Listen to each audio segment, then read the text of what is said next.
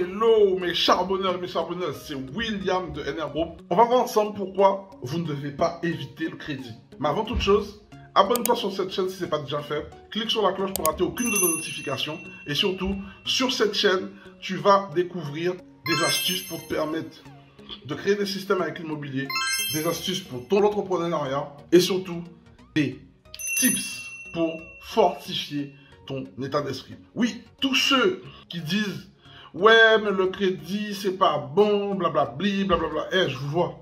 Maintenant, moi, je vais te poser juste une question. Combien de temps ça te prendrait pour économiser 30 000 euros? Ok. 1 an, 2 ans, 3 ans, 5 ans, 10 ans. Écoute, si tu mets plus d'1 an pour économiser 30 000 euros, tu es mort dans le film. Tu es mort, dead, caput, game over, surtout par les temps qui courent. Avec cette inflation qui va cogner ton épargne, eh ben, les 30 000 euros que tu mettras de côté en 10 ans, déjà, ça va te faire perdre énormément de temps pour commencer à investir. Donc, pendant tout ce temps-là où tu vas épargner et que tu ne pourras pas investir, tu vas perdre littéralement de l'argent.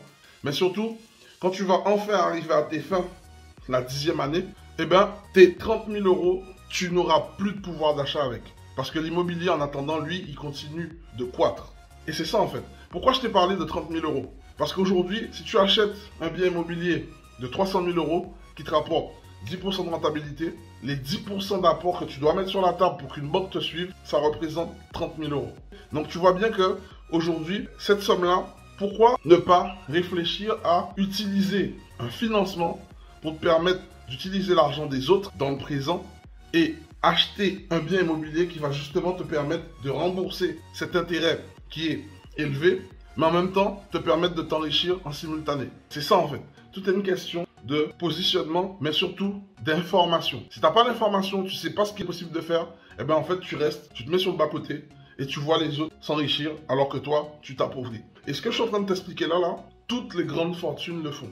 Toutes les grandes industries le font. Ils utilisent la dette pour acheter des actifs et s'enrichir. Il faut faire attention à une chose. N'utilise pas de la dette pour acheter des passifs. Utilise la dette pour acheter des actifs financiers et t'enrichir.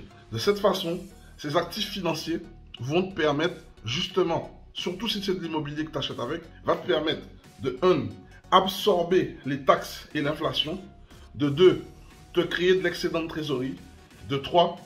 L'immobilier prend de la valeur avec le temps. Et de cette façon-là, en fait, tu vas réussir à t'enrichir en utilisant de la dette. Et c'est là qu'on te parle de bonne dette. On te parle de mauvaise dette, ben si tu utilises le crédit pour partir en voyage, pour acheter un téléphone, pour acheter des produits de consommation, mais qui ne vont en aucun cas prendre de la valeur avec le temps et qui n'ont aucune capacité d'absorber les taxes et l'inflation.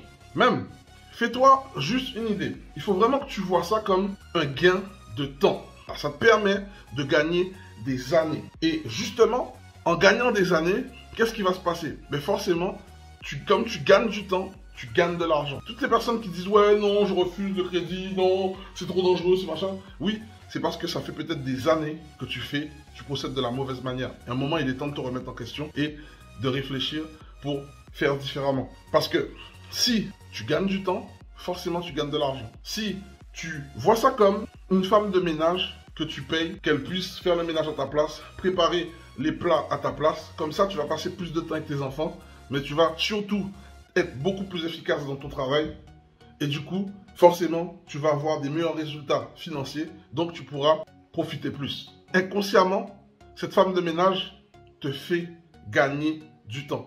Eh bien, c'est la même chose. Il faut que tu te mettes du bon côté et dans le bon état d'esprit pour voir si tu utilises le crédit de façon intelligente, tu vas gagner littéralement du temps et littéralement de l'argent. Ça, c'est la méthode du financement créatif. J'en parle dans mes immersions. Si ça t'intéresse d'en savoir plus sur des stratégies de financement avancées, j'en parle justement ce dimanche dans une immersion, dans un bootcamp plus précisément, où on va justement traiter de ces différents sujets. Je t'invite à regarder sous le lien, sous cette description, pour pouvoir prendre ta place et t'inscrire et participer à ce bootcamp sur le financement. Sur ce, avant de me quitter, je t'invite à partager cette vidéo si pour toi elle a du sens et si pour toi, tu la trouves intéressante, afin que l'algorithme YouTube puisse nous permettre d'être vus d'un plus grand nombre. Surtout, n'hésite pas à t'abonner encore une fois et je te dis à très bientôt. C'était Will de Energo. Allez, ciao.